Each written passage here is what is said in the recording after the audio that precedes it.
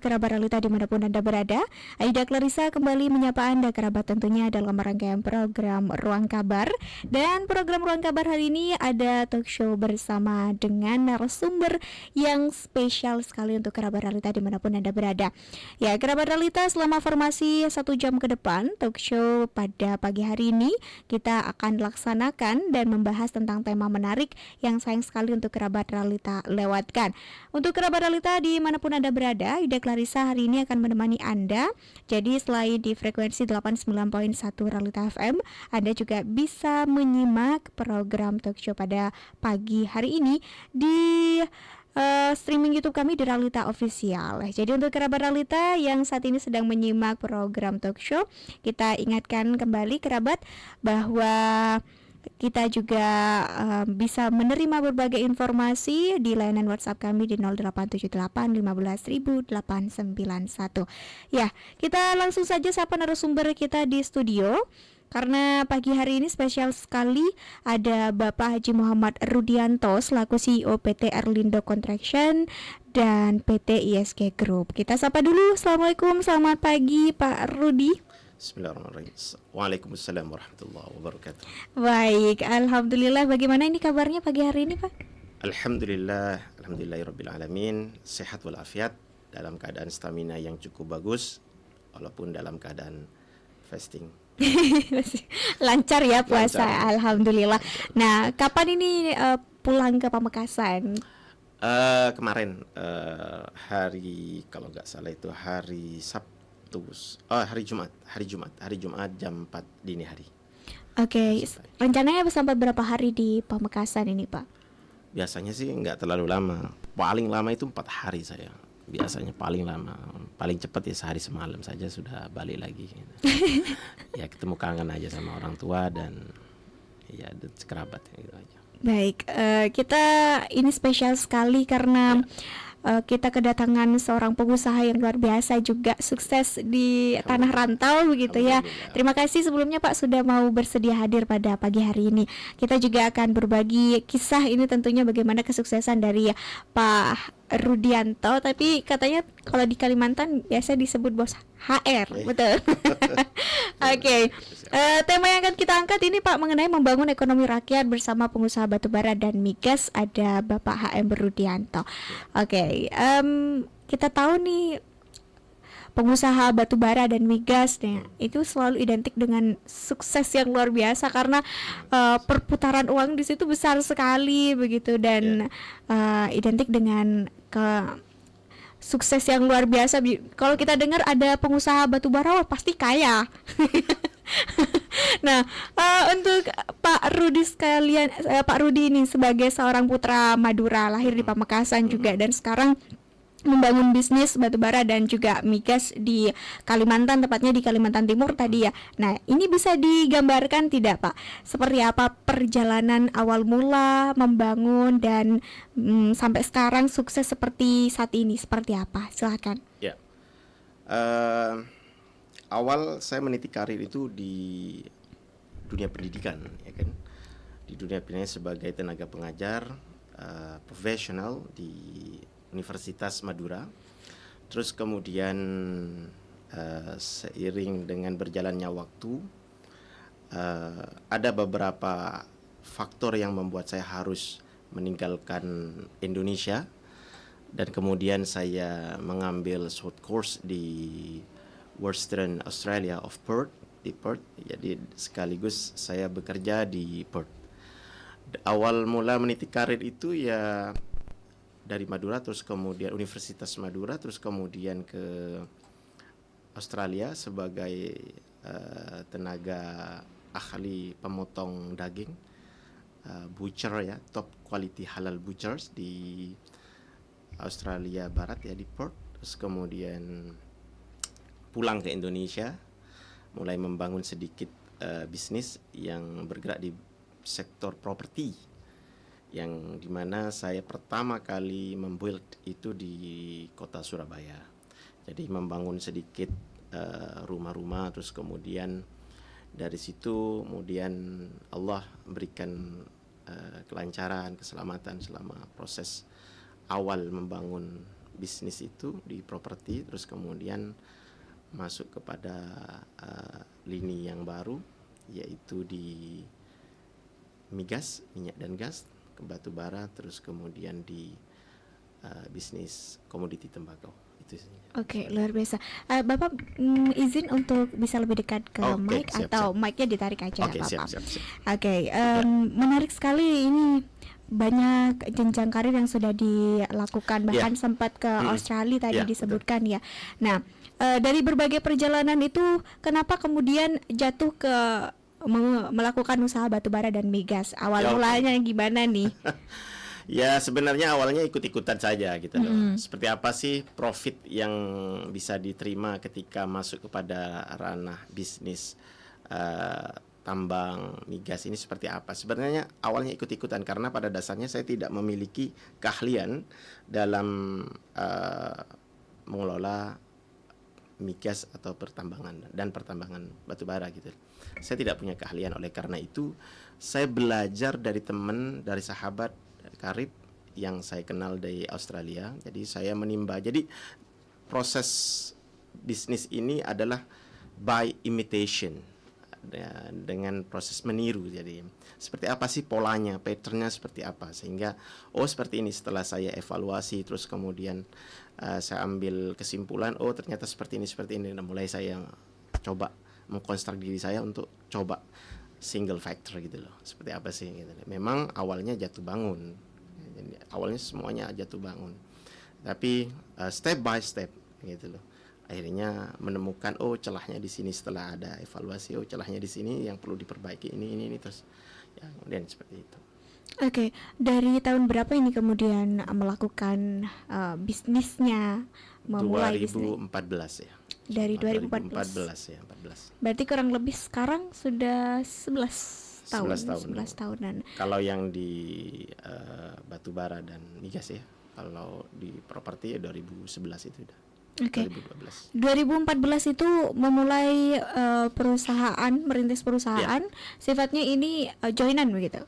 Join Dengan konsorsium. teman Dengan gitu. teman. Sampai sekarang masih joinan. solid masih. Berarti bagaimana sebenarnya ini Pak proses membangun bisnis batubara dan migas begitu? Karena ini kita tahu kan proses untuk kemudian bisa menemukan sumber daya itu kan butuh waktu yang tidak sebentar, butuh proses yang juga rumit begitu, butuh pengecekan berulang-ulang dan butuh ahli yang sangat kompeten di bidangnya begitu. Nah, itu kemudian bagaimana cara membangun hal itu sampai sekarang? Untuk mengetahui bahwa di situ ada indikasi migas, baik itu dari onshore ataupun offshore, maka harus dilakukan uji sismik kan, gitu loh. Jadi ada beberapa tim ahli dari BP Migas ya, untuk mengecek hal-hal seperti itu. Atau kita mendatangkan tim profesional di bidang itu untuk mengetahui apakah ada benar nggak ada terindikasi bahwa di satu area ini terindikasi ada kandungan minyaknya gitu loh. Ketika memang sudah selesai authentic assessment itu sudah selesai dan kemudian dinyatakan memang muatan migasnya lebih banyak, maka kemudian kita melakukan eksekusi dengan pemerintah daerah dan pemerintah pusat. Dalam hal ini direpresentatori oleh Pertamina gitu.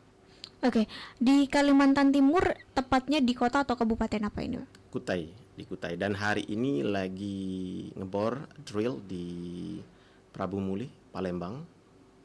Di Prabu Mulih, Palembang. Dan kemarin pada bulan Januari sudah kami mulai. Itulah. Oke, luar biasa. Berarti memang di daerah Kalimantan itu potensinya. Tidak hanya Kalimantan. Ada beberapa dari di dong. Indonesia ini sebenarnya selain Kalimantan apa saja, Pak? Ada Palembang. Terus kemudian ada Palembang itu di daerah Muara Enim, Prabu Mulih, terus kemudian di Cepu, Central Petroleum Unit di Cepu, terus kemudian sekarang lagi ada uji sismik bahkan sudah ada mulai di launching untuk biddingnya di Cirebon. Terus kemudian ini di Banyuwangi gitu loh. ini ada beberapa potensi besar banyak di kabupaten, pemerintah kabupaten itu yang memang ada kandungan minyak dan gasnya, termasuk di Pamekasan ya. Bahkan kami kan mau melakukan uji seismik juga di Pamekasan, tetapi seperti apa kita kan nggak tahu ke depannya gitu loh. Tetapi pada dasarnya untuk berbicara pada wilayah-wilayah yang kandungan minyaknya lumayan banyak, itu ya sebagaimana yang saya sudah sebutkan tadi di beberapa kota, dan masih banyak kota-kota lain yang mungkin nanti akan ditinjaukan, disurvei apa memang benar ada kandungan migasnya begitu. Oke, untuk pengolahan dari hasil batubara dan migas ini sebenarnya kalau bisa dipaparkan ke masyarakat begitu Pak. Nah ini untuk peruntukan apa saja begitu? Kalau kita tahu migas ini bisa seperti bahan bakar, bensin dan segala macam begitu. Nah untuk batubara ini sebenarnya dan migas biasanya dibentuknya nanti seperti apa ketika sudah jadi? Ya kalau minyak dan gas sudah kita ketahui bahwa tujuannya ya untuk ya untuk dikelola untuk nanti bahan bakar motor, mobil segala macam kan begitu. Tapi kalau batu bara kan untuk pembangkit daya listrik segala macam gitu kan, masih yang dibutuhkan seperti itu. Oke, tadi sempat berbincang ternyata Pak Rudi ini punya sekitar kurang lebih 600 karyawan. Nah, itu berarti juga ikut memberdayakan masyarakat di sekitar. Ya, memberikan, ya artinya memberikan kontribusi yang cukup signifikan terhadap negara melalui membuka lapangan pekerjaan, terus kemudian memberikan kesempatan masyarakat yang memang mempunyai skill, keterampilan, mempunyai kemampuan dalam pengelolaan hal tersebut untuk bekerja di perusahaan kami. Tidak hanya di perusahaan kami, juga di perusahaan yang lain boleh. Tapi kami juga memberikan opportunity, someone who had opportunity to join our company, untuk masuk ke perusahaan kami. Oke, ini sifatnya multinasional juga nggak Pak? Ada kerjasama dengan investor-investor tentu asing dong, juga? Tentu. Jadi ada memang kerjasama kolaborasi dengan perusahaan-perusahaan internasional, perusahaan asing seperti di Nabor dan Selamberji, salah satu perusahaan pengeboran minyak terbesar di dunia milik United States of America. Oke.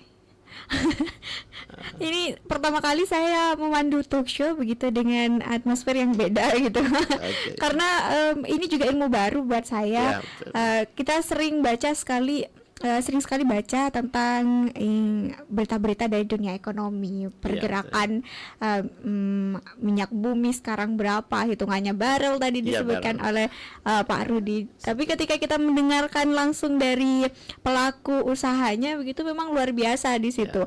Nah, untuk perusahaan yang dimiliki atau dikelola oleh Pak Rudi sendiri, nah ini perusahaannya ada di Kutai itu juga atau di Kalimantan Timur sebelah mana Pak? Di Kutai Kartanegara, dan kami kalau berkantornya di Kutai, Jalan Gats, di Kalimantan Timur tuh. Terus kemudian kalau yang di properti itu di Surabaya, kalau yang di tembakau ya di Pamekasan. Oke, luar biasa. Kita tahu sebenarnya bumi Indonesia itu luar biasa ya Pak. Siap. Ya, karena kita bisa sama-sama meyakini dan juga sama-sama mengamini betul bahwa Indonesia itu penuh dengan sumber daya. Dan itu dikuasai oleh negara sebagaimana pasal 33 kan? Berarti itu diberikan hak untuk mengelola begitu? Ya, sifatnya. Jadi sifatnya kita hanya mengelola, bukan memiliki, karena itu semua sumber daya alam, air mineral apapun itu dikuasai oleh negara. Sebagaimana yang tercantum di pasal 33 ayat pertama, ayat kedua dan ayat ketiga. Semua usaha pengelolaan terus sumber daya alam itu adalah milik negara yang sifatnya hajat orang banyak. Dalam hal ini adalah rakyat. Oke, berarti juga ikut ini membangun ekonomi Indonesia juga begitu ya. Betul. Nah, untuk berbagai investor-investor itu sifatnya bagaimana nih kalau di perusahaan Bapak? Ya, kami sampai saat ini belum bekerja sama dengan investor karena kita konsorsium kan. Kita tiga owner, tiga pemilik. Cuman saya sebagai CEO, sebagai pimpinan yang merepresentasikan bahwa dalam satu perusahaan itu harus ada satu leader atau pimpinan, yaitu saya pimpinannya. Karena mungkin saham lebih banyak saya mungkin gitu, sehingga saya meliding satu perusahaan tersebut gitu. Terus kemudian gimana pertanyaannya yang tadi? Iya, karena memang Indonesia itu kan saya sebutkan tadi luar biasa sumber dayanya. Nah, kalau kita lihat berkaca ke negara-negara lain, katakanlah negara-negara seperti Uni Emirat Arab yang di situ kaya akan minyak bumi dan segala macam. Dan bahkan kita bisa lihat begitu masyarakatnya nggak ada yang naik sepeda motor, mobil-mobil sport itu kayak hal yang biasa di sana begitu. Nah, bagaimana kemudian Bapak sebagai pengusaha ini melihat potensi sumber daya alam di Indonesia begitu dimanfaatkan juga untuk masyarakat begitu dengan dibangun perusahaan-perusahaan batubara ataupun migas yang di Kalimantan tuh banyak gak sih Pak sebenarnya? Iya banyak dong. Kalau Kalimantan itu saya rasa tancap nyembur gitu loh bahasanya, saking bagus banyaknya minyak ya gitu. Terus kembali kepada pembahasan tadi bahwa kalau di Arab Saudi itu kok nggak ada yang naik sepeda motor gitu loh.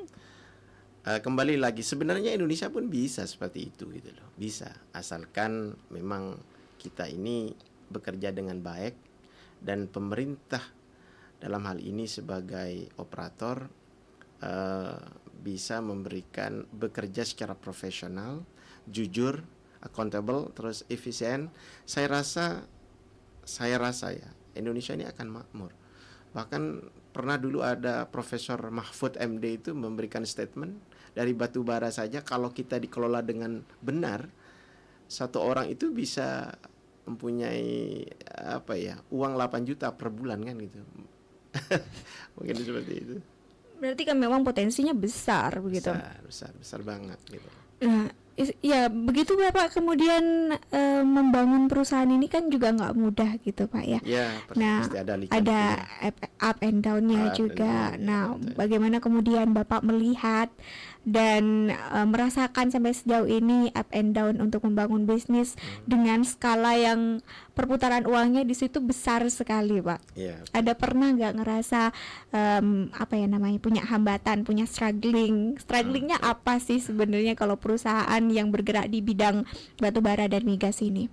Ya satu ya banyak sih ya, baik itu dari internal ataupun eksternal. Jadi there are many problem that faced by us. Ada banyak masalah yang kita hadapi, tetapi apapun masalahnya kita harus selesaikan kan gitu. Saya rasa tidak ada masalah yang tidak bisa diselesaikan. Fa inna ma'al usri yusra, inna ma'al yusri yusra. Kan begitu.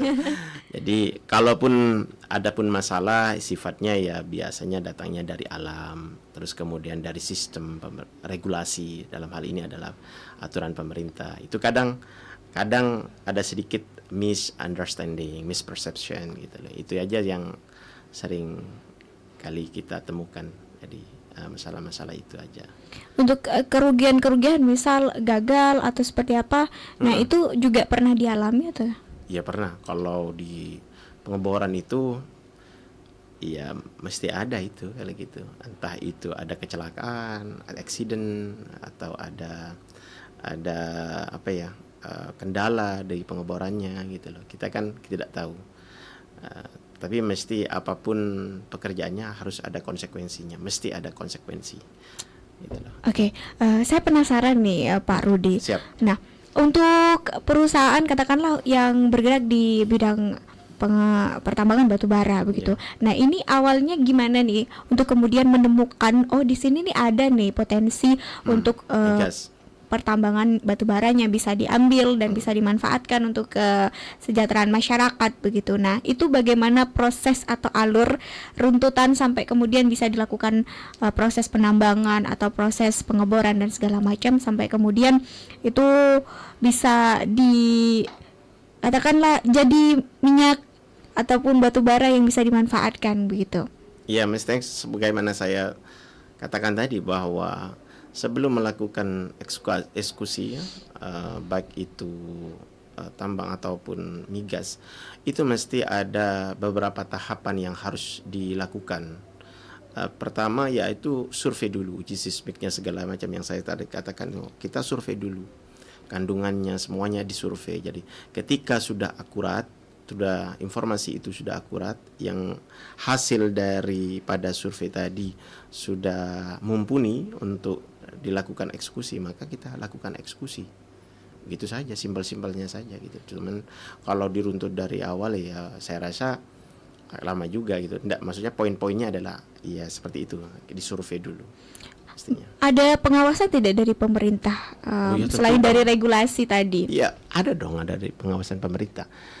Jelas pemerintah dalam hal ini mengawasi karena pemerintah memberikan seorang pemberi regulator kan gitu. Mereka kan regulator kan gitu. Pemerintah ikut mengawasi dalam hal ini baik itu pemerintah kabupaten ataupun pemerintah pusat.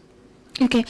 Nah, yang juga jadi pertanyaan adalah ketika hasil tempat tambang itu tadi. Iya. Nah, tempat tambang itu sudah berhasil diambil sumber dayanya untuk kemudian untuk kesejahteraan masyarakat tadi. Nah, bagaimana itu proses healing dari si tempat itu untuk kembali Ya, diremonisasi lagi. Iya, katakanlah Diratakan. supaya tidak menjadi entah itu cekungan atau apa yang Ya. kemudian merusak alam begitu. Kita utamakan itu pertama the end of our projects, how to make the earth being normal. Jadi bagaimana itu dikembalikan kepada sistemnya lagi. Artinya kita ini merebornisasi tanah tersebut. Jadi yang tidak merusak infrastruktur gitu. Jadi kita tutupi lagi, kita tanami pohon gitu. Kita harus begitu kan, begitu. Berarti Kurangnya itu secara regulasi juga ada sebenarnya. ada dong. Andalanya seperti itu kan harus ada mestinya gitu. Oke, menarik. Nah, kalau kita tadi sudah panjang lebar ini membahas bisnis yang ada di Ya, siap. Kalimantan gitu. Oke. Kita balik lagi ke Madura. Ya. Nah, putra asli Madura tentu adakah kemudian untuk di Pamekasan ini kita tanya nih, Oke. karena mungkin sudah expert di bidangnya mengenai migas ataupun berbagai hal-hal berhubungan dengan pertambangan. Sebenarnya di Pamekasan atau Madura secara umum, adakah potensinya? Kalau saya berbicara adakah potensi, maka ada. Tapi untuk dilakukan uji seismik secara komprehensif itu belum, kan begitu. Tapi kalau nanti memang ada dan pemerintah kabupaten dalam hal ini bupati mengamini untuk melakukan uji seismik yang cukup lengkap, komprehensif secara menyeluruh, saya rasa nanti akan ketemu ada atau tidaknya. Pastinya ada, cuman muatannya memadai atau tidak gitu loh, maksudnya it's qualified or not, is it qualified or not, apakah ini cukup worth it enggak kita garap atau tidak kan begitu.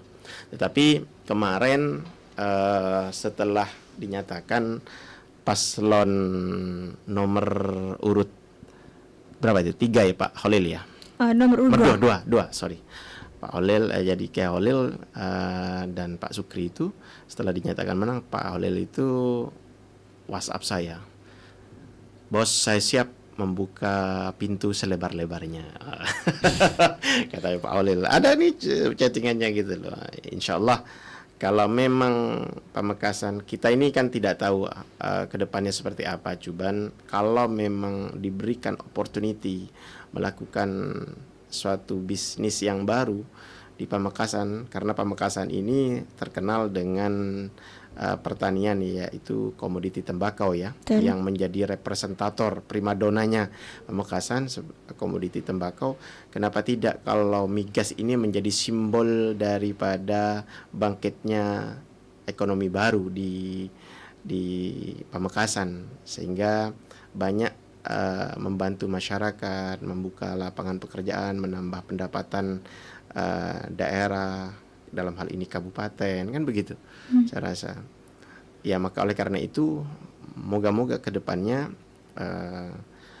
pemerintah dalam hal ini Bupati memberikan opportunity, kesempatan bagi para swasta melakukan survei, dan moga-moga sampai melakukan eksekusi, ngedrill gitu loh maksudnya saya. Oke, jadi siap ini kalau kemudian ada potensinya benar-benar dan worth it untuk kemudian digarap. Siap, sangat siap sekali. Dari kemarin saya sudah melakukan sosialisasi.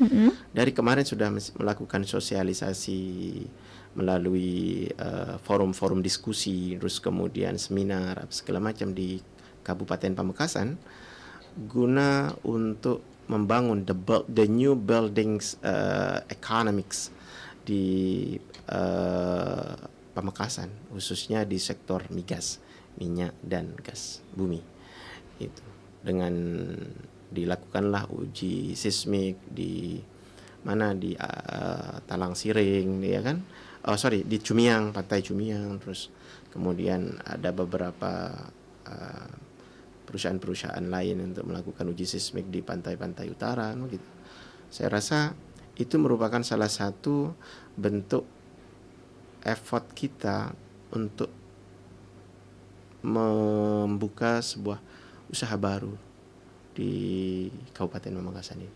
Oke, kalau boleh dikasih bocoran seperti apa ini Pak kemarin ketika dilakukan survei seismiknya, baik di pantai utara ataupun di Cumiang, adakah potensinya? Ada, cukup representatif lah, cukup. Jadi cuman ya karena masih simpang siurnya masih kekurangan mungkin saya anggap saat ini masih belum stabil ya. Jadi masyarakat ini masih perlu diberikan sosialisasi, sedikit pengertian bahwa migas ini seperti ini, begini. Karena yang ada di dalam otak masyarakat, waduh, nanti kalau nyembur kayak Lapindo gimana, kan begitu bahasa. Rata-rata the most dominant people thinks about that. Jadi berpikir seperti itu.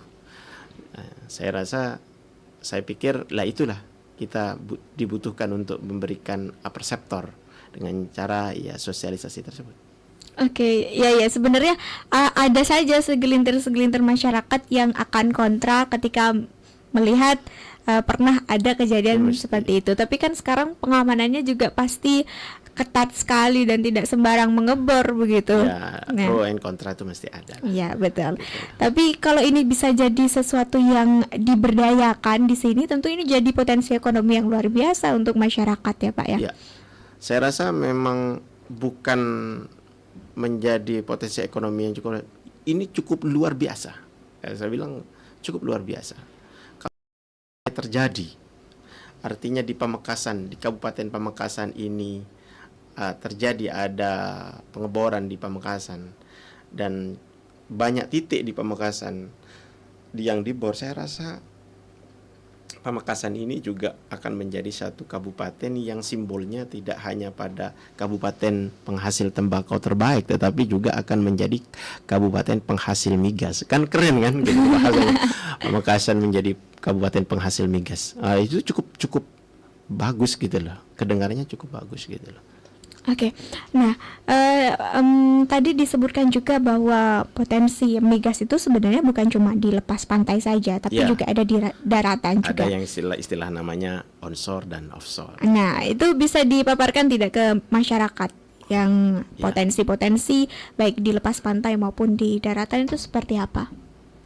Ya, kalau di onshore ya itu maka uji seismiknya menggunakan kapal ya, antara 6 km jadi 6 km samping, 6 km samping kanan dan kirinya untuk melihat uji seismiknya itu melalui kapal ya. Terus kemudian kalau menggunakan alat kalau di offshore ya, di daratan ya Mbak. Jadi itu masih sifatnya adalah melihat indikatornya ada nggak gitu loh. Dan seperti itu saja.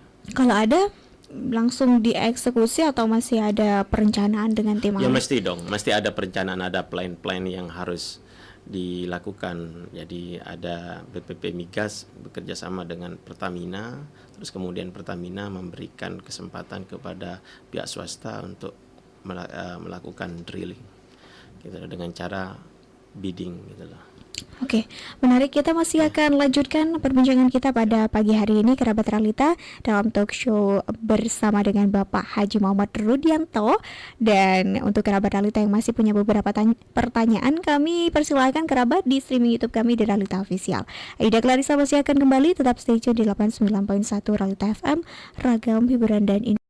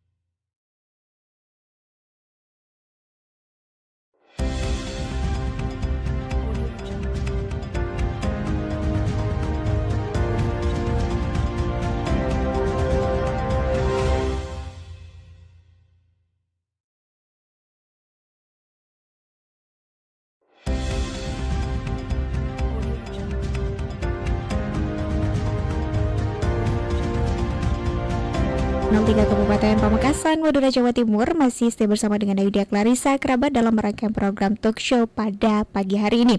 Dan untuk kerabat realita yang masih setia bersama dengan Ayudia Clarissa, kita masih bersama dengan Bapak HM Rudianto atau yang biasa disebut dengan Bos HR ini di studio realita, merupakan CEO dari PT Erlindo Construction dan juga PT ISG Group. Dengan tema yang kita masih angkat pada siang atau pagi hari ini, membangun ekonomi rakyat bersama dengan pengusaha batubara dan migas. Nah, kita izin bacakan beberapa pertanyaan atau komen yang masuk ke akun YouTube kami, Bapak. Ini ada banyak sekali yang antusias, utamanya ini para pencari loker, Pak. Okay. Ini ada loker nggak, Pak, untuk ijazah SMA katanya? Untuk saat ini masih belum ada, tetapi mungkin kedepannya akan digodok gitu, untuk diberikan kesempatan yang sama baik lulusan SMK ataupun SMA. Oke, biasanya ini yang dibutuhkan untuk sektor ini tuh pendidikannya apa? Biasanya S1 perminyakan. Mm-hmm. S1 perminyakan. Adapun yang sifatnya, Pak, gak apa-apa lah Pak, tukang masaknya di lapangan Pak, saya jadi tukang masak ya. Tukang masak pun juga itu harus lulusan S1 logistik. Gitu loh. Jadi memang yang dibutuhkan memang tenaga profesional, baik itu dibuktikan melalui sertifikat ataupun ijazah S1 yang selinier dengan kebutuhan kami gitu. Oke, selanjutnya ini ada yang banyak sekali bertanya karena Bapak dari Pamekasan. Siap. Begitu ya. Nah, mungkin bisa membuka perusahaan atau berinvestasi di Pamekasan, Pak. Adakah bisnis yang kemudian dijalankan katanya di Pamekasan? Oh ya, ada. Saya merupakan salah satu investor juga ya, investor ya, yang juga berperan aktif untuk membangun ekonomi Pamekasan, Kabupaten Pamekasan melalui sektor komoditi tembakau ya. Jadi setiap tahun musim tembakau kami membeli tembakau karena kami bekerja sama dengan PT Jarum ya untuk membeli tembakau juga, membantu ekonomi petani gitu loh. Jadi ada beberapa gudang saya di sini untuk tempat penampungan tembakau, untuk pembelian tembakau gitu loh. Jadi karena pada dasarnya Pamekasan ini kan merupakan salah satu primadona sektor tembakau kan, ya, merupakan salah satu representatornya gitu loh. Tembakau ini merepresentasi kejayaan petani di Pamekasan. Oke. Jadi sehingga para investor mampu berinvestasi di sektor itu, termasuk saya gitu loh. Nilai investasi ya, Pak. Nah, itu Ya. berapa? Kalau boleh disebutkan nih spill. Ya lumayan lah gitu. Lumayan. Lumayan Ya, buat beli apa ini, Pak? lumayan. Jadi kita ini sama dengan teman-teman yang lain gitu loh, sama teman-teman yang lain juga untuk menyerap tembakau di kabupaten. Semakin banyak kan hukum ekonomi itu kan supply and demand kan, gitu kan. Semakin banyak permintaan maka semakin tinggi nilai komoditi tersebut. Jadi semakin sedikit permintaan maka nilainya juga komoditi tersebut akan turun kan, begitu. Jadi tembakau mahal karena banyaknya orang yang membeli karena kebutuhan gitu loh. Jadi mahalnya tembakau tahun ini itu satu faktor karakter memang bagus. Karakter tembakau, kualitas tembakau hari ini memang bagus. Terus kemudian banyaknya permintaan dari perusahaan-perusahaan rokok gitu loh. Sehingga itu bisa meningkatkan nilai harga tembakau tersebut. Termasuk saya juga berpartisipasi dalam membeli tembakau tersebut, komoditi tembakau. Lumayan banyak lah. Saya pikir saya lumayan banyak, begitu aja. Oke, semoga sukses ini juga bisa membangun. Jadi tetap saya memberikan ruang khusus, kontribusi, ruang khusus untuk Kabupaten Pamekasan, untuk Pamekasan, kota kelahiran saya. dalam hal ini dalam berinvestasi, menginvestasikan sebagian uang kami ke komoditi. Oke, selanjutnya ini ada dari akun Indah Permata. Nah, butuh keberanian dan tekad untuk memulai, Pak. Nah, mungkin bisa dikasih tips untuk kemudian gimana cara membangun usaha-usaha utamanya di bidang migas dan juga batu bara ini. Ya, untuk saat ini ya kita real saja ya, bahwa untuk saat ini kita real saja. Pertama adalah memang harus ada keberanian untuk melangkah. Dalam setiap perjuangan mesti ada pengorbanan, mesti itu. Jadi kita harus butuhkan keberanian untuk melangkah. Kedua, financial condition. Jadi kondisi finansialnya cukup matang. Karena saat ini kalau mohon maaf keadaan finansial kita kurang baik-baik saja, itu agak mempersulit langkah-langkah apa yang kita tuju. Gitu loh. Bukan berarti bahwa satu-satunya adalah kesuksesan poinnya adalah di finansial, enggak juga, cuman itu sebagai acuan gitu loh. Jadi harus diperhatikan juga gitu loh, punya big concerning ke finansialnya gitu loh, keberanian finansial, terus kemudian mau berevaluasi gitu loh, mau berevaluasi. Jadi ada sesuatu yang ditemukan masalah-masalah, ya kita dievaluasi kesalahannya di apa, terus dibenahi, kemudian terus jangan mudah menyerah gitu. Oke, selanjutnya ada dari akun Mas Munhari. Salam Pak Rudi, Pak kawan lama nih yang sukses luar biasa. Ayo invest di Pamekasan, Bos, katanya. Oh, siap. Itu Kak Munhari itu Kak Munhari Beril ya, itu teman-teman sahabat lama itu. Nah, selanjutnya ini ini banyak juga yang nanya tentang sudah berinvestasi. Saya sudah Kak Munhari kan bilang tadi, ayo kita berinvestasi di Pamekasan. Ya sudah berinvestasi.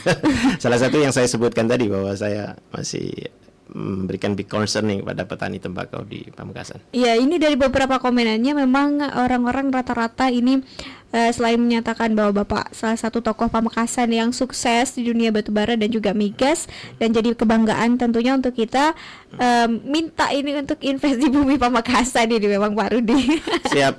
Kemungkinan kalau Allah mengizinkan ke depan, saya mungkin untuk di Pamekasan ada memang ingin dibangun pabrik memang, cuman masih saya evaluasi dulu,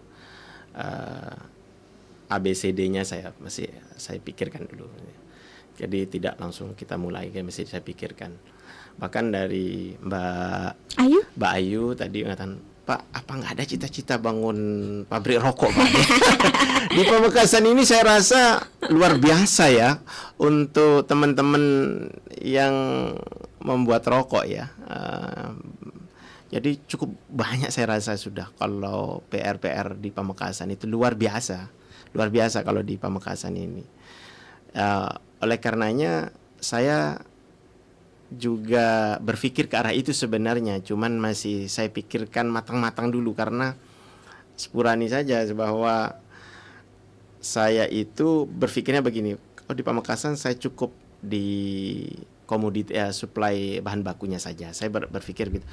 Kemungkinan saya ini coba melakukan kerjasama dengan pemerintah Dubai ya. Ini ada teman kemarin sempat di Filipina, kita ada meeting kecil-kecilan untuk melakukan ekspor tembakau dengan yang sudah diracik gitu loh. Minta yang sudah diracik tetapi bukan rokoknya, tetapi racikan tembakaunya. Kemungkinan ini cukup besar dan ini bisa memberikan kesempatan kerja ke teman-teman di Kabupaten Pamekasan dan juga bisa memberikan pendapatan untuk pemerintah daerah, khususnya Kabupaten Pamekasan dalam hal ini. Amin. Semoga lancar ya Pak ya, benar-benar bisa terrealisasi ya. Nah, kita membahas tadi tentang banyak kesuksesan yang diraih oleh Bapak sebagai seorang pribadi begitu. Nah, ternyata jiwa sosialnya juga tinggi nih kerabat realita. Pak Rudi ini kemarin infonya membagikan 10.000 sembako ke beberapa daerah. ada di Pamekasan juga, ada di Kalimantan juga. Nah, ini Yes. seperti apa ini ceritanya? Awal mulanya kenapa kemudian muncul inisiatif tersebut dari sosok Bapak Rudianto? Ya, sebenarnya ini adalah perintah sebenarnya dari Allah Subhanahu wa taala. Jadi ada dalam surat Al-Qur'an, Bismillahirrahmanirrahim, wa ittadzanna rabbukum la in syakartum la azidannakum wa la in kafartum inna adzabi lasyadid. Kalau kita bersyukur Allah akan tambah, kalau kufur maka azab Allah juga pedih, kan begitu. Jadi syukur itu tidak hanya bil lisan. Bil lisan kan dengan lisan by saying alhamdulillah gitu. Tapi juga bagaimana dengan tindakan juga mal gitu, jadi dengan tindakan, dengan memberikan bukan sedikit ya, kalau bisa yang banyak untuk umat ini gitu loh, maksud saya gitu loh. Jadi ini salah satu bentuk syukur kita kepada Allah Subhanahu wa taala untuk membantu sesama, apalagi ini mau menghadapi bulan Ramadan kemarin ya, dan saat ini kan kita sedang dalam keadaan berpuasa. Jadi agar memberikan suatu celebration atau apresiasi yang akan kepada masyarakat yang akan berpuasa gitu loh. Saya itu inginnya bahwa mereka senang gitu loh. Oh, ini besok puasa tapi ada sembako yang sudah kita punya gitu loh. Sehingga mereka tidak hanya waduh, saya besok puasa kok nggak ada minyak, nggak ada gula gitu kan. Saya tidak ada ingin seperti itu. Saya pinginnya seperti itu gitu loh. Saya pinginnya bagaimana masyarakat itu senang antusias menyambut bulan suci Ramadan gitu loh, dengan cara memberikan sembako gitu loh. Okay. Dan itu merupakan acara tahunan ya, rutinitas tahunan ya kita ya. Dan saya berharap bahwa moga-moga Gusti Allah Subhanahu wa taala meridhai nanti year by year, tahun demi tahun itu bisa bertambah dari 10.000, syukur-syukur menjadi 50.000 nanti. Amin, bisa bermanfaat untuk banyak orang. Moga-moga Allah meridhoi. Kan kita hanya berusaha, Allah yang menentukan. Itu saja harapan saya, Allah masih meridhoi begitu. Baik, dan kerabat realita, ternyata Bapak Rudi ini juga seorang akademisi, pengajar juga di Universitas Madura, dan di kelas bahasa Inggris. Ya, saya pantes ini dari tadi bahasanya campur-campur. Oh tidak, memang karena the most dominant language that used by us itu Indonesia and English ya. Jadi karena bisnis kami ini juga berhubungannya dengan Inggris juga gitu. Maksudnya dengan bahasa Inggris yang kita gunakan. Internasional. Iya, internasional, bahasa internasional. Kita bertemu dengan kolega itu tidak ada yang berbahasa Indonesia, masih berbahasa Inggris. Dengan orang Filipina, Singapura, dengan orang Dubai, Panama, Amerika, itu bahasa Inggris. Juga saya mempresentasikan segala bentuk aspek instrumen perusahaan ataupun pekerjaan itu semua dalam bahasa Inggris. Dan ditambah lagi ketika mengajar di kelas, nah dalam proses teaching and learning process itu pasti provided by English. Automatically hampir 50% menggunakan English language, tetapi 50% juga menggunakan bahasa Indonesia. Ya sekali menggunakan bahasa Madura. Kalau pulang ke Madura ya mesti pakai Madura dong, karena saya bangga dengan bahasa Madura. Oke, terakhir mungkin bisa disampaikan apa ya istilahnya, motivasi ataupun closing statement gitu tentang bagaimana bisa kalau kita menjadi sosok Bapak Rudianto mungkin akan berbeda begitu, tapi kemudian supaya kesuksesan itu bisa juga datang ke kita, dan selain itu kita juga bisa punya peluang yang sama untuk bisa sukses di bidang apapun yang kita geluti, Pak. Silakan. Ya. Pertama ya kita harus berdoa kepada Allah Subhanahu wa taala agar segala aktivitas, impian, pekerjaan kita itu diridhoi. Maka pertama ya kita berdoa kepada Allah, memohon izin, memohon ridhonya. Kemudian kedua, mari kita bekerja dengan hati, dengan hati yang tulus. Terus kemudian yang ketiga, bekerjalah kalian seakan-akan hidup selama-lamanya dan beribadah seakan-akan besok akan mati. Saya rasa begitu saja dari saya. Saya rasa banyak masyarakat yang sudah tahu pesan-pesan moral, pesan-pesan motivasi yang sudah tahu. Mereka sudah tahu sebenarnya bagaimana cara sukses. Tapi saya ingatkan bahwa pertama kita berdoa kepada Allah. Berdoa kepada Allah. Karena di dalam ayat Al-Quran, idza arada syai'an ayyakula lahu kun fayakun. Ketika Allah menginginkan, gitulah. Ketika Allah, maka tidak ada sesuatu yang mustahil. Pasti akan terjadi.